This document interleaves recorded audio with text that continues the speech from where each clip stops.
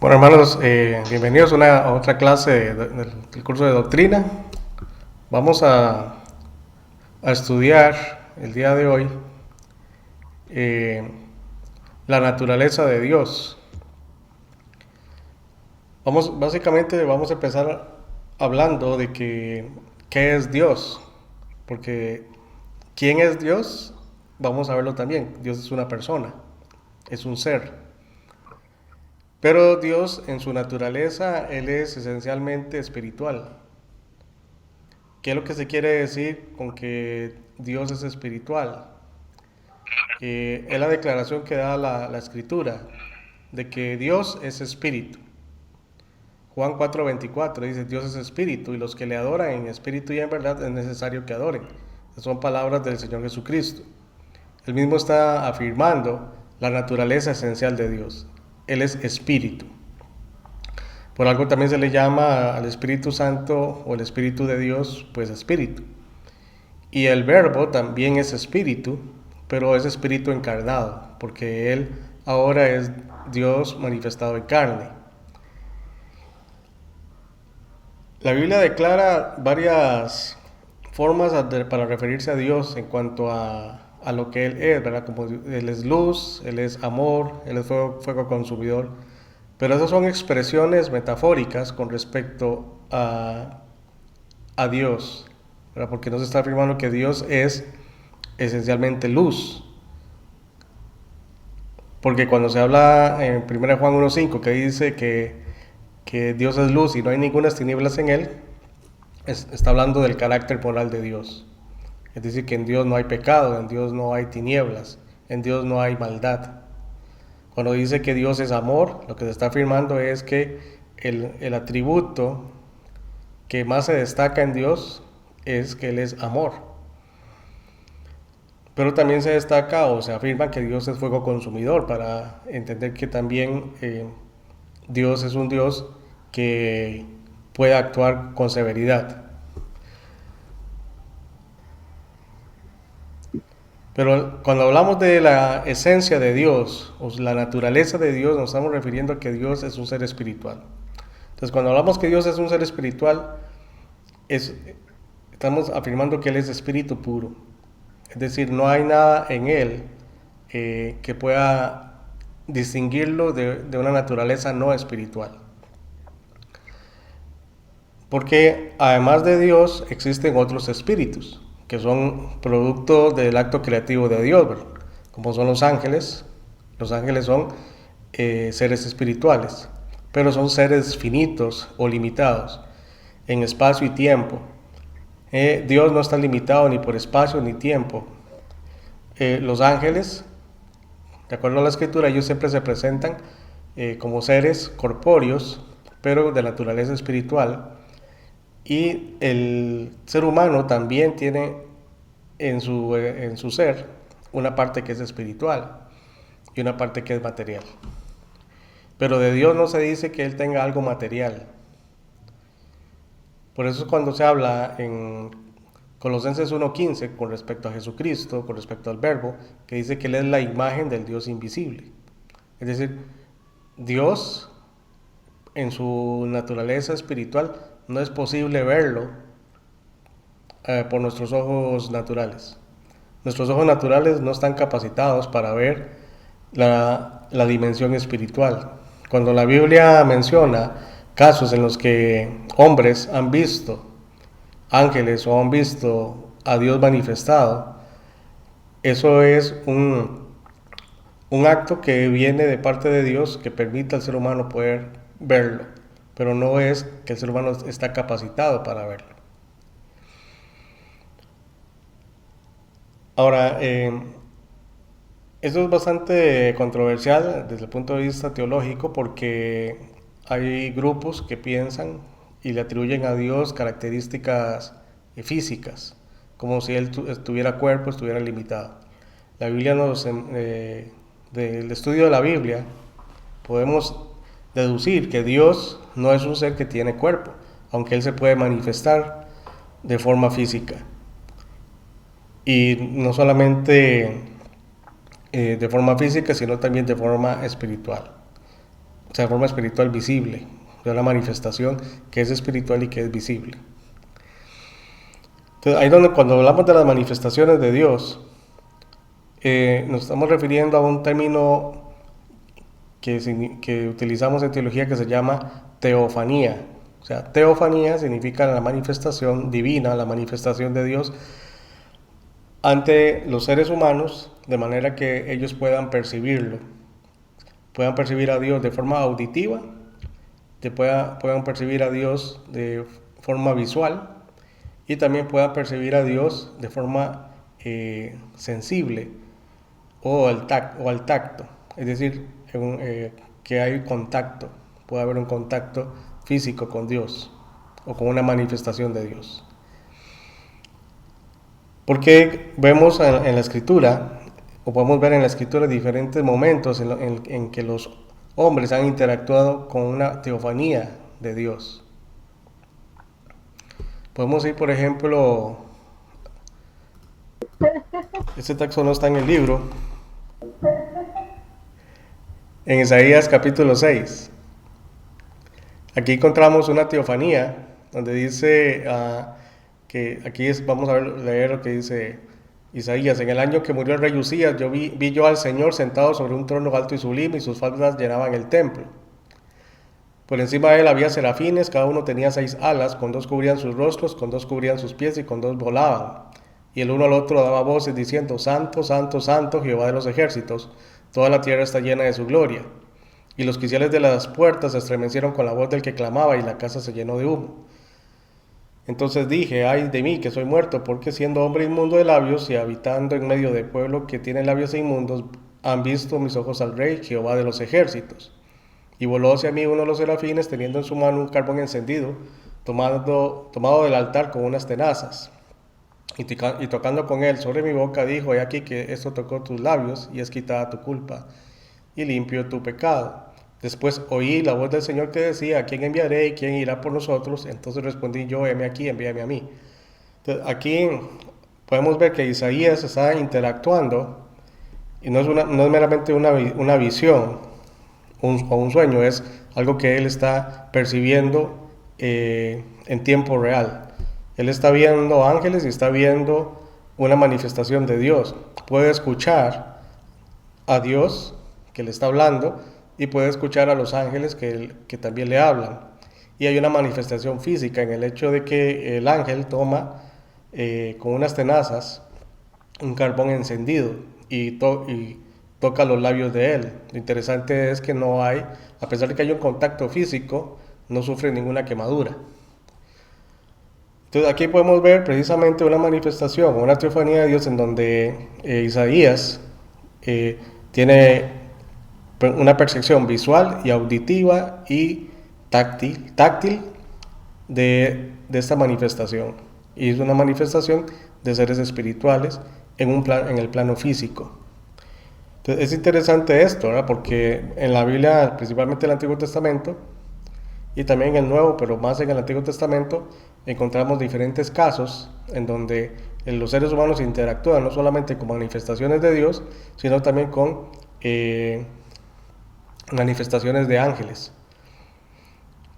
Y pueden ser experiencias reales que están presentes en el momento y tiempo en que la persona está percibiendo las cosas. No es una cuestión simplemente de que lo soñó o que tuvo simplemente una visión. O sea, es algo que está contemplando y experimentando en primera persona. Entonces, es algo que es importante destacar, ¿verdad? Entonces, Dios se ha manifestado de diferentes formas, a pesar de ser espíritu. El hecho de que Dios sea espíritu no está limitado a manifestarse en el plano natural o físico, porque podemos ver, vamos a ir a Génesis capítulo 1. Génesis capítulo 1, versículo 2 dice: y la tierra estaba desordenada y vacía, y las tinieblas estaban sobre la faz del abismo, y el Espíritu de Dios se movía sobre la faz de las aguas. Entonces aquí esta frase, el Espíritu de Dios, o el Espíritu de Elohim, se movía sobre la faz de las aguas, es decir, Dios espíritu, siendo un ser espiritual, está teniendo contacto o interactuando con la materia, en este caso las aguas que cubrían la tierra. Entonces vemos que lo que es espiritual no es ajeno a una manifestación física. No sé si hay alguna pregunta o comentario a esto, a este tema, o hasta el momento que venimos hablando sobre esto.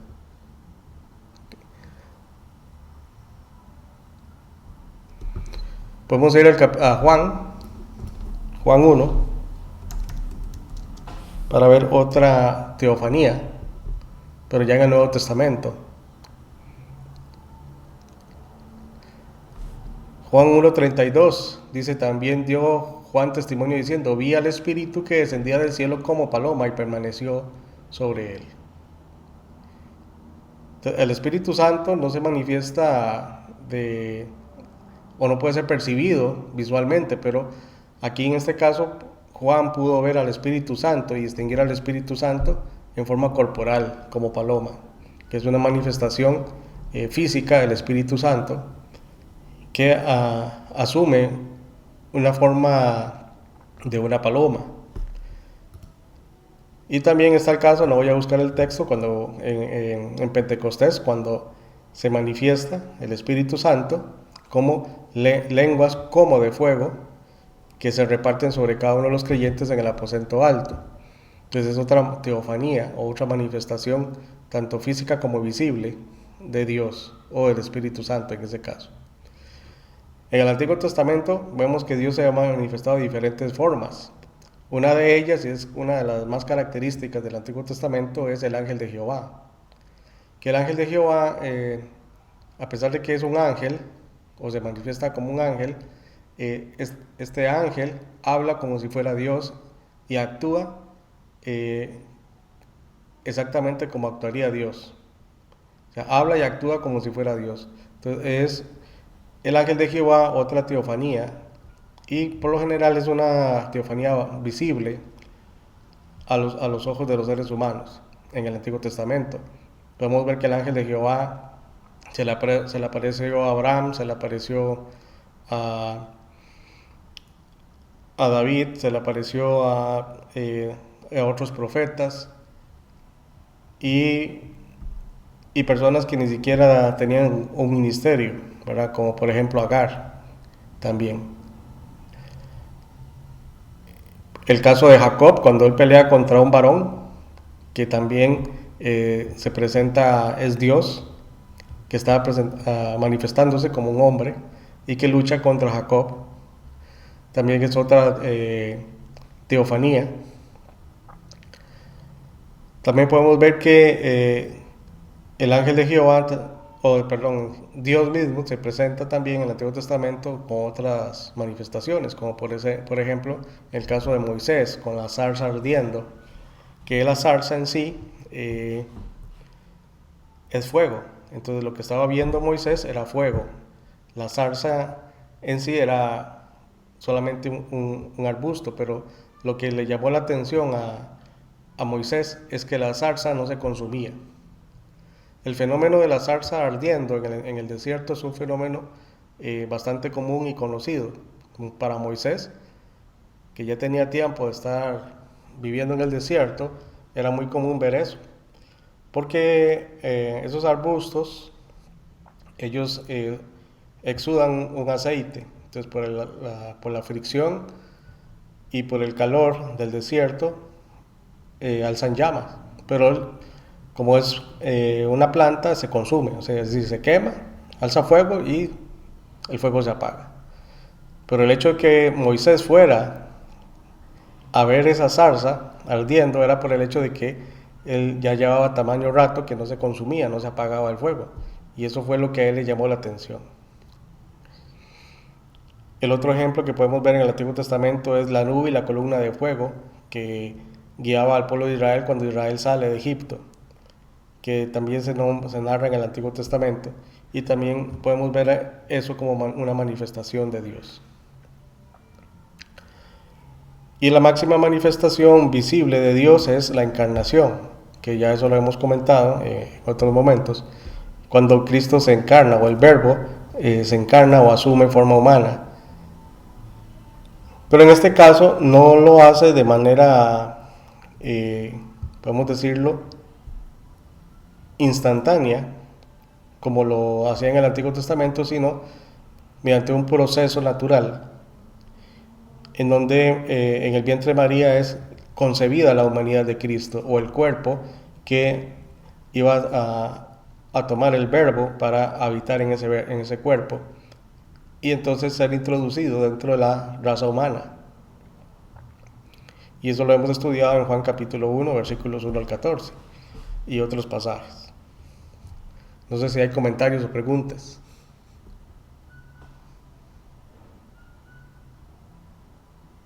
Don Oscar, una preguntita. Cuando hablamos de teofanía, es una manifestación propiamente de Dios, solamente Dios. No incluye ningún otro ser celestial.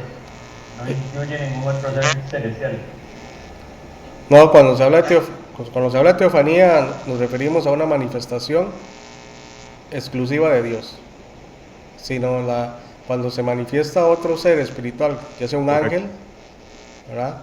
O, o Satanás, por ejemplo, eh, no es una teofanía, ¿verdad?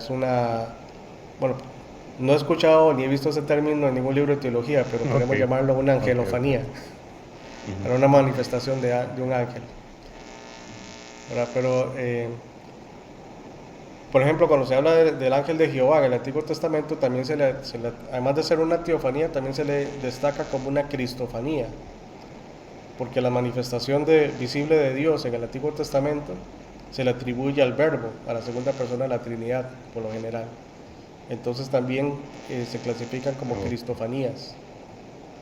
Pero como el contexto siempre nos habla en términos generales sobre Dios o Jehová, entonces se le aplica el término teofanía por lo general, pero también se acepta el término cristofanía como una manifestación del Verbo de forma visible antes de la ok, encarnación. ok, ok.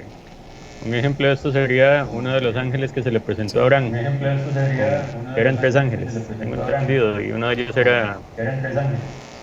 Ah, sí, sí, los dos ángeles, son tres, los dos ángeles que se Correcto. apartan son los que van a Sodoma y Gomorra y sacan a Lot de la ciudad. El que se queda con Ok. Abraham es Jehová, el Entonces ángel de esta Jehová. manifestación física, lo que vemos con nuestros ojos propiamente, bueno, en ese momento lo que vio Abraham, deberíamos de interpretar tal vez que es la misma figura que tenía Jesús. No, ok, Probablemente, probablemente la forma en que él se iba a mostrar ya cuando él se encarnara.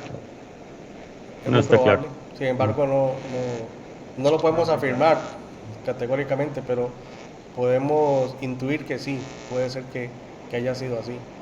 Porque ahí no se está presentando como un ángel, sino como hombres. Aunque Abraham entendió claramente que eran ángeles. Ok, Y el que se quedó con él es el ángel de Jehová, o Jehová mismo. Pero ahí se está presentando como un hombre, porque esa es la correcto, descripción que se da correcto. en el texto bíblico.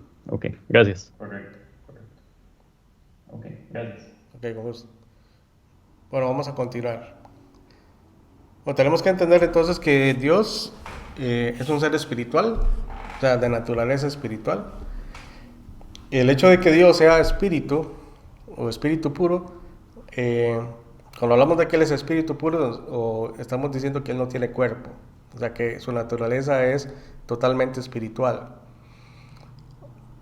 Evidentemente Dios tiene una apariencia, una forma propia como es espíritu, pero al no tener cuerpo no se le puede designar y Él tampoco se describe o se muestra en su forma esencial. Solo Jesucristo ha dicho que Él ha visto al Padre y Él le muestra al Padre, pero lo muestra revelándose a través de Él, a través de la persona de Cristo. Así es como vemos al Padre, a través de la personalidad de Cristo o quién es Cristo. Y eso nos lleva al otro aspecto, ¿verdad? Que si Dios no solamente es un ser de naturaleza espiritual, sino que también es un ser que tiene personalidad.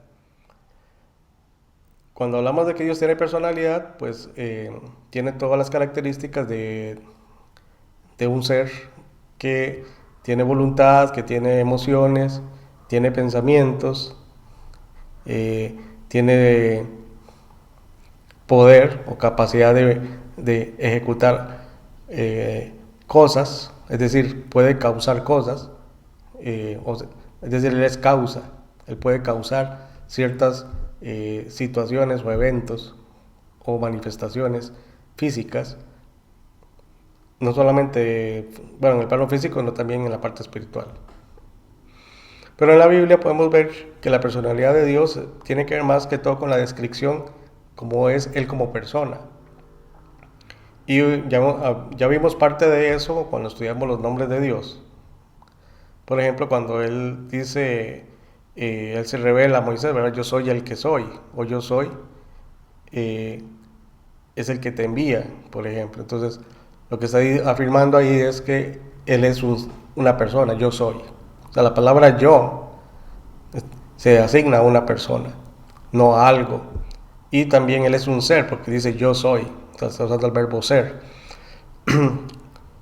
Y al manifestarse Él como un ser, se puede ver claramente que Él tiene asociada una personalidad o una forma de ser, una forma de actuar. Y en la Biblia pues nos presenta diferentes momentos en donde Dios se muestra de esa forma.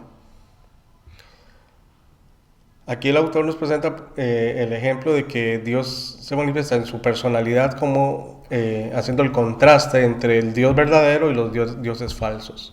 En el sentido de que los dioses falsos o los dioses paganos no tienen personalidad. Es decir, los ídolos en sí mismos, o los dioses que inventan los hombres o que han inventado los hombres, son seres ficticios, son seres imaginarios, producto del pensamiento humano, pero que no tienen voluntad, no tienen pensamiento, no tienen capacidad de manifestarse. Entonces, el ídolo no tiene vida, no tiene ninguna capacidad de manifestarse, pero el Dios verdadero sí, porque Él es un ser. Y ese es el contraste que uno ve en el Antiguo Testamento, principalmente cuando Israel sale de Egipto. El hecho de que Egipto, a pesar de que están viendo al Dios de Israel manifestarse y ser anunciado por Moisés y Aarón, si uno estudia el Éxodo con detenimiento, uno se da cuenta que cuando Israel sale de Egipto, muchos o parte del pueblo egipcio también se va con Israel. Es decir, parte del pueblo egipcio reconoce a Dios como el verdadero Dios, o sea, como un Dios verdadero, porque ellos estaban acostumbrados a sus dioses en forma de ídolos. Pero al ver un Dios que realmente se está manifestando, muchos se convencieron verdaderamente que el Dios de Israel es el Dios verdadero. En el caso de Canaán, por ejemplo, está el hecho de que ellos tuvieron 40 años para arrepentirse. Estuvieron 40 años viendo a Dios manifestado en el desierto por la nube y por la columna de fuego que podían ver a la distancia. Todos los pueblos cananeos vieron a Dios manifestarse, pero aún así no creyeron en el verdadero Dios o no reconocieron que el Dios de Israel es un Dios que se está manifestando realmente. Ellos siguieron con sus dioses paganos a pesar de toda la manifestación que Dios está desplegando a través de Israel. Solamente vemos a Rahab, que ella sí reconoce a Jehová, el Dios de Israel, como verdadero Dios. Y es la única que ella y su familia se salvan, pero se salvan de ser masacrados o de ser destruidos con Jericó, precisamente porque ella, en su fe, ella reconoce al Dios de Israel. Ahora, los atributos de Dios, que los vamos a estudiar más adelante, pero las características, los atributos son las características que tiene Dios como persona. Al igual que el ser humano y los ángeles, tenemos atributos que nos definen como personas o nos definen como un ser. Es decir, tenemos voluntad, tenemos pensamiento, podemos comunicarnos, podemos actuar, podemos ejecutar acciones y ese tipo de cosas. Dios también, a pesar de ser un ser espiritual. O sea, el hecho de que un ser espiritual no está limitado a poder manifestarse de diferentes formas o comunicarse. Dentro de lo que se llama el ser inmanente de Dios, es decir, lo que es Dios en sí mismo, las acciones internas de Dios. Dios siente, por ejemplo, siente pena, o Él se arrepiente, por ejemplo. O sea, Dios siente dolor, siente disgusto, siente enojo. Dios tiene diferentes manifestaciones de emociones en el Antiguo Testamento y también en el Nuevo Testamento. Pero una que se destaca bastante es el hecho de que Dios se arrepiente. Y eso ha llevado un poco de conflicto a muchos cristianos y también a teólogos por el hecho de que Dios se arrepiente, porque entienden el arrepentimiento de la forma en que se arrepiente el ser humano. Y no es igual el arrepentimiento en Dios, porque el arrepentimiento en Dios tiene que ver con un cambio de actitud en Dios con respecto al pecado y al arrepentimiento del ser humano cuando éste reconoce su pecado. Y el ejemplo más grande que podemos ver en esto es en el caso de Jonás.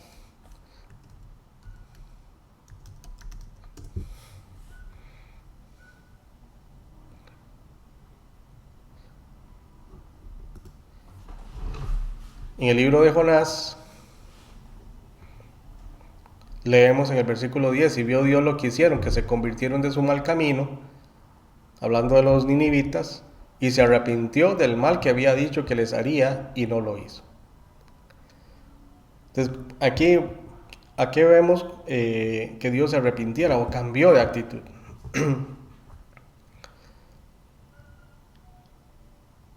Vea lo que dice el versículo 9, que son las palabras del rey. Dice, ¿quién sabe si se volverá y se arrepentirá Dios y se apartará del ardor de su ira y no pereceremos? Es decir, viendo el contexto, la idea aquí es que Dios cambia si el ser humano cambia. O sea, cuando Dios va a actuar de manera judicial contra el ser humano y éste manifiesta una actitud diferente hacia Dios, Dios cambia. Pero está refiriéndose al acto judicial de Dios de cambiar, de ejecutar cierta sentencia, por decirlo así, o cierta decisión de Dios, que entonces Dios se retracta de hacerlo en vista de que el ser humano ha manifestado un arrepentimiento o un cambio de actitud con respecto a su pecado. Entonces, vean, por eso el versículo 10 dice, y vio Dios lo que hicieron, pues que se convirtieron de su mal camino, y se arrepintió del mal que había dicho que les haría, y no lo hizo, porque Dios estaba anunciando a través de Jonás que iba a destruir Nínive. Pero tenemos que entender que Dios manda a Jonás precisamente para que los ninivitas tengan la oportunidad de arrepentirse. O sea, ellos recibieron ese evangelio para que pudieran arrepentirse. O sea, Dios les estaba dando la oportunidad, Dios estaba mostrando misericordia. Ve al versículo 11 del capítulo 4, cuando Dios le habla a Jonás. Ve al versículo 10, y dijo Jehová, ¿tuviste tú lástima de la calabacera en la cual no trabajaste, ni tú la hiciste crecer, que en espacio de una noche nació y en espacio de otra noche pereció? Y no tendré yo piedad de Nínive, aquella gran ciudad donde hay más de 120,000 personas que no saben discernir entre su mano derecha y su mano izquierda, y muchos animales. O sea, si vamos al Antiguo Testamento, vemos que el Dios del Antiguo Testamento no es el Dios castigador e iracundo que nos han vendido, que lastimosamente muchos predicadores y muchos programas de televisión nos han vendido la idea de que el Dios del Antiguo Testamento es el Dios castigador, el Dios iracundo, el Dios vengativo. Eso es falso. La Biblia nos presenta a un Dios de misericordia, un Dios que sí manifiesta su justicia, manifiesta su ira, pero que no lo hace indiscriminadamente, ni aplica su ira a destajo, simplemente por capricho. Dios siempre le da la oportunidad al ser humano de arrepentirse. Dios le da la oportunidad al ser humano de cambiar su camino. Y tal es el caso que Dios muestra su misericordia en el hecho de que le dice a Jonás que son 120,000 personas. O sea, la cantidad de personas que habitaban en esa ciudad.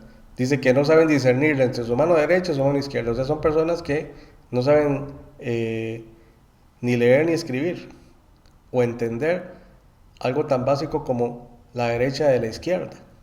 Y Dios no solamente está manifestando piedad o misericordia por esas personas, sino también incluso por los animales, porque aquí menciona que ahí habían muchos animales. O sea, Dios ni siquiera quiere descargar su ira sobre los animales.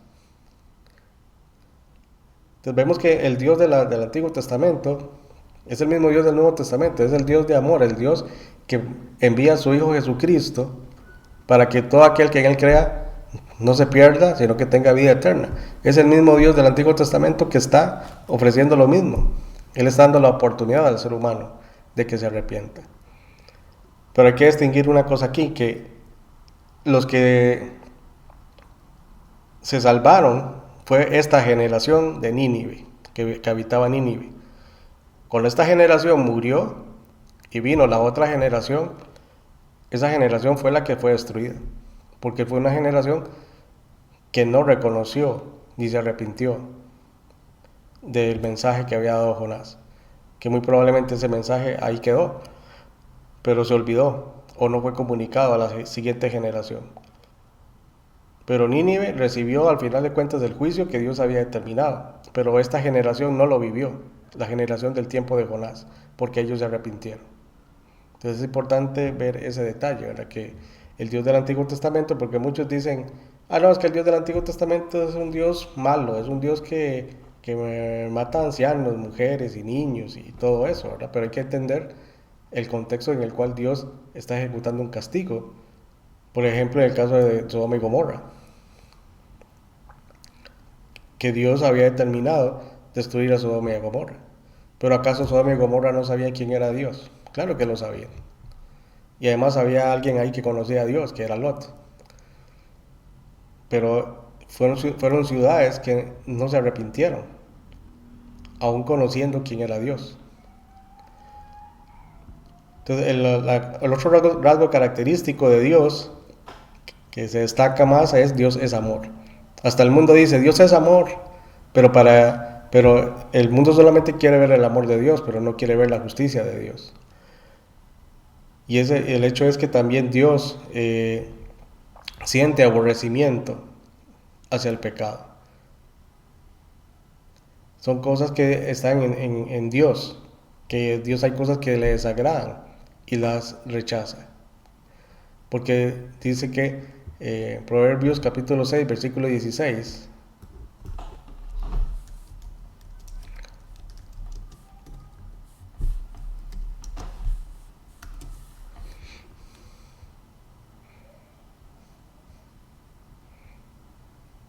dice 6 cosas aborrece Jehová y aún 7 abomina su alma. Entonces dice el 17, los ojos altivos, la lengua mentirosa, las manos derramadoras de sangre inocente, el corazón que maquina pensamientos inicuos, los pies presurosos para correr al mal, el testigo falso que habla mentiras y el que siembra discordia entre hermanos. Todas estas cosas son cosas que Dios odia, que Dios aborrece. Entonces vemos en la escritura que Dios no se complace en la maldad del ser humano. En ningún momento Dios se complace.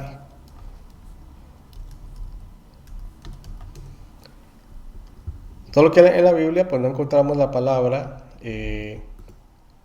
odio, o sea, aplicada a Dios, pero sí la palabra aborrece. Vea por ejemplo el Salmo 5, versículo 5.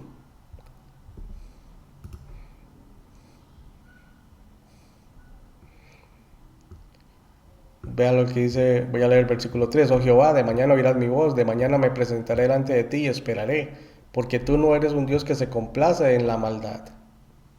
El malo no habitará junto a ti, los insensatos no estarán delante de tus ojos, aborreces a todos los que hacen iniquidad. Entonces la gente a veces se escandaliza cuando uno les dice, pero es que Dios odia, no solamente odia al pecado, sino también odia al pecador. Y hay gente que dice, pero es que Dios, no es que Dios ama al pecador, pero aborrece el pecado. No, Dios aborrece el pecado y aborrece el pecador.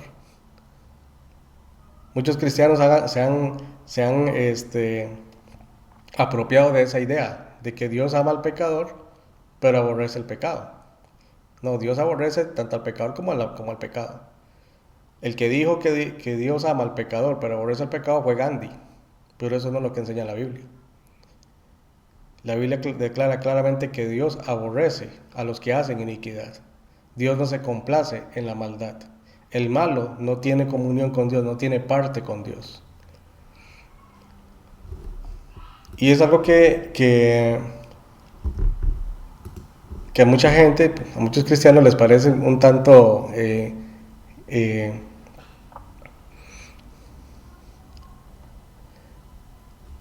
contrastante, de manera, ¿cómo decirlo? Que lo indigna hasta cierto punto, porque tenemos la idea que es que Dios es amor, pero Dios no es solo amor. Dios es un Dios justo. El Salmo 11 también dice: Jehová prueba al justo, pero al malo y al que ama la violencia, su alma los aborrece. Entonces Dios desaprueba al que hace maldad. Dios desaprueba al que vive en pecado. Pero Él se arrepiente del castigo para el pecador cuando el pecador escucha el mensaje de Dios y se arrepiente y se aparta de su maldad.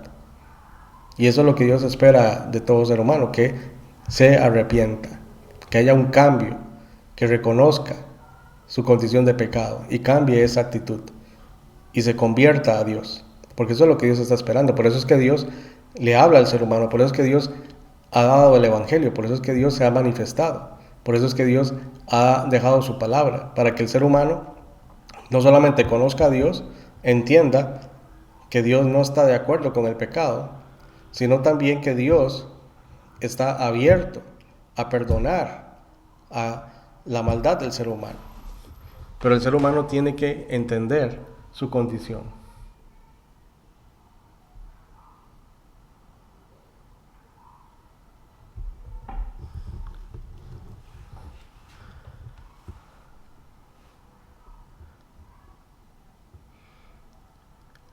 Bueno, y dentro de las características de Dios también es que Dios puede oír, puede ver, puede percibir olores. Y son ese tipo de cosas, cuando se encuentran en la Biblia, eso se clasifica como antropomorfismos. Es decir, cuando a Dios se le dan atribuciones, como si Él tuviera ciertos órganos, como si tuviera ojos, pero Él no tiene ojos, es espíritu. Como si Él tuviera oídos. Él no necesita oídos para oír, ni necesita ojos para ver, ya que Él no está limitado, Él puede ver y oír todo, y Él puede saberlo todo. Dios puede conocer, o sea, Dios conoce, Dios tiene entendimiento, tiene razonamiento, tiene memoria. Ahora no sé si, antes de ir al receso, no sé si alguien quiere hacer algún comentario.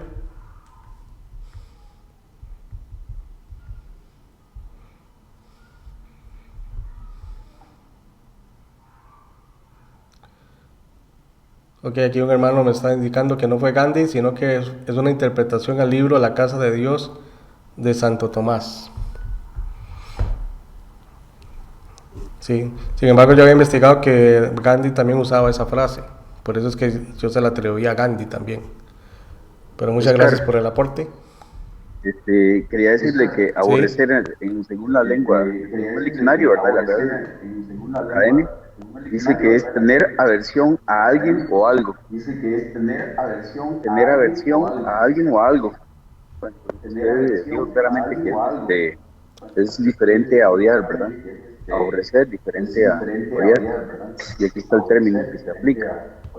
Da una idea, aunque también no es tan clara. Tal vez aquí será necesario buscar un diccionario bíblico. Bueno, el diccionario bíblico tal vez no va a decir eso, tal vez un léxico. Ahí sí pueda conseguir más información sobre eso, ¿verdad? Porque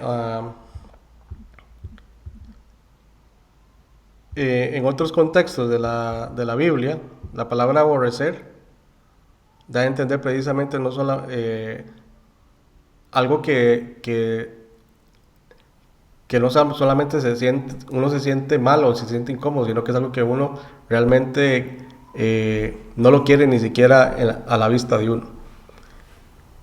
O sea, la palabra aborrecer, como dice el diccionario de la Real Academia, dice tener aversión a alguien o a algo, ¿verdad?